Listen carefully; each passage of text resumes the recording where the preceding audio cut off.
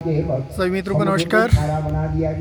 आज हम हैं देवभूमि उत्तराखंड के थल के पास टोपराधार गांव में, और यहाँ श्रीमद् भागवत कथा का भव्य आयोजन किया जा रहा है। बलि को छला और बलि को स्वर्ग देव से पाताल लोक में भेज दिया। देवताओं का जो देखिए वातावरण का जहाँ तक सवाल, दिव्य वातावरण है यहाँ। बहुत ही सुंदर बाज वनों से आच्छादित ये सुंदर वन प्रदेश, और टोपराधार अपने आप में एक बड़ा गांव है। वसुदेव देवकी के 6 पुत्रों को कंस ने नष्ट कर दिया। 7वां जो पुत्र आया गर्भ में भगवान ने योग माया के द्वारा। वसुदेव की जो दूसरी पत्नी है रोहिणी, गोकुल में जो नंद बाबा के साथ रहती है, नंद बाबा की पत्नी यशोदा के साथ उनके गर्भ में डाल दिया। और आज जो अजन्मा भगवान है वही भगवान 8वें पुत्र के रूप में वसुदेव जी के घर में आए। और कृष्ण जन्म की यह कथा का प्रसंग चल रहा है। वसुदेव जी उस बालक को श्रीमद् भागवत नंद बाबा के महापुराण में रख करके आए। माया रूपी कन्या लाए। वो ये देखिए कितना सुंदर कंस बड़ा दुखी हुआ से आच्छादित। आकाशवाणी ने कहा था कि देवकी का 8वां गर्भ मेरा काल होगा, 8वां लाल। लाल की जगह लड़की हुई है, लगी हुई है जिसमें अब लौकी लगेगी। अब मैं क्या करूं, कंस यहाँ बड़ा दुखी है। गोकुल में नंद बाबा के भवन में आज बड़ी उम्र में नंद बाबा के घर में आज आनंद का जन्म हो गया। देखो नंद का पुत्र हुआ नहीं कहते, कहा क्या कहा, नंद घर आनंद भयो, क्योंकि भगवान का नाम ही आनंद है। ये है रामायण में जब वशिष्ठ जी आए और चारों भैयाओं का नामकरण करा रहे हैं तो क्या कहा कि इनका नाम क्या है, राम जी का नामकरण करा रहे हैं तो वहां पर भी कह रहे हैं इनका नाम आनंद है। और भगवान का नाम भी सच्चिदानंद, नंद घर आनंद भयो। नंद के लाल पुत्र भयो कोई नहीं कहता है, क्योंकि भगवान का नाम ही है आनंद। और रामचरितमानस में गुरु जी नामकरण करा रहे हैं और क्या कह रहे हैं, शास्त्री किशोर जोशी जी, और मुख्य यजमान है कैप्टन बलवंत सिंह खरकवाल।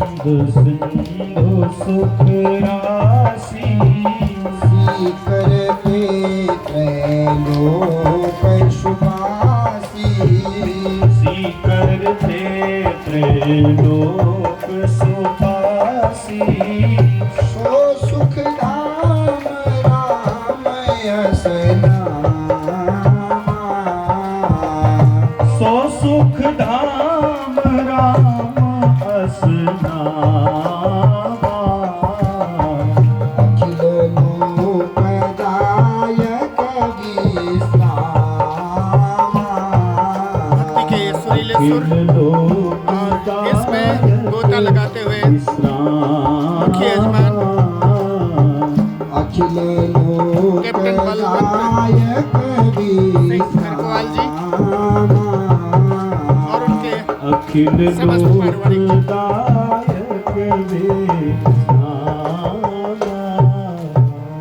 अब कहते हैं जो आनंद सिंधु सुख राशि, क्योंकि भगवान का नाम ही है आनंद।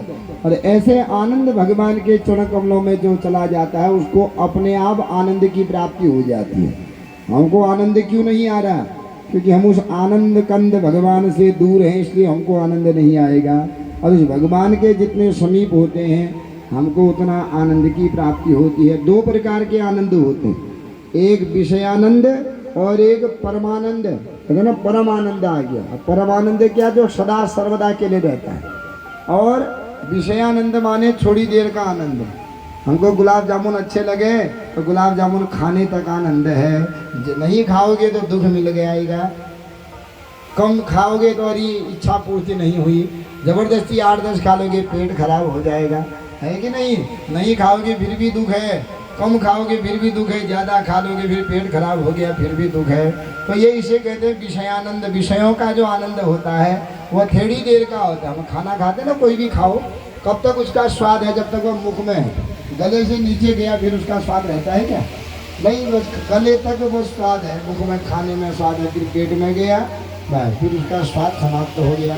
तो संसार में जो भी आनंद है वो थोड़ी देर का आनंद होता है। चाहे कोई भी विषय आदि है, चाहे वह काम हो, लोभ हो, मोह हो, जब तक थोड़ी देर का आनंद है, थोड़ी देर बाद फिर वह सब लोगों को आनंद नमस्कार। दूर हो जाता है। लेकिन भगवान के चलिए देव खली में मुलाकात आता है कि उस आनंद को के द्वारा मनुष्य संसार के विषयों को भूल जाता है। इसलिए भगवान का नाम ही है आनंद। तो आज नंद घर आनंद का जन्म हुआ, बड़ा उत्सव होने लगा, बधाइयाँ बजने लगी। 6 दिन व्यतीत हो गए। यहाँ छठी की तैयारी चल रही है। पंडित जी चौका पूरने लगे, बड़े तैयारियां चलने लगी। अब यशोदा जी कहते नंद बाबा तुम भूल गए हो, क्योंकि जिस दिन लाला का जन्म हुआ उसी दिन हमें जाना था कंस को। श्रीमद् भागवत कथा क्योंकि कंस मथुरा मंडल का राजा है। के आयोजन में ये श्री कृष्ण लीला का सुंदर प्रसंग, और उसी प्रसंग में आपको रमणीक द्वीप पर्वतमाला के दर्शन करा रहे हैं। ये सुंदर प्रकृति, भगवत कथा और भक्तों का उमड़ा हुआ सैलाव। इसी तरह के सुंदर वीडियोस देखने के लिए आप कृपया मेरे YouTube चैनल को सब्सक्राइब, लाइक और शेयर जरूर कीजिएगा। तो मिलते हैं किसी और सुंदर वीडियो के साथ, तब तक के लिए नमस्कार।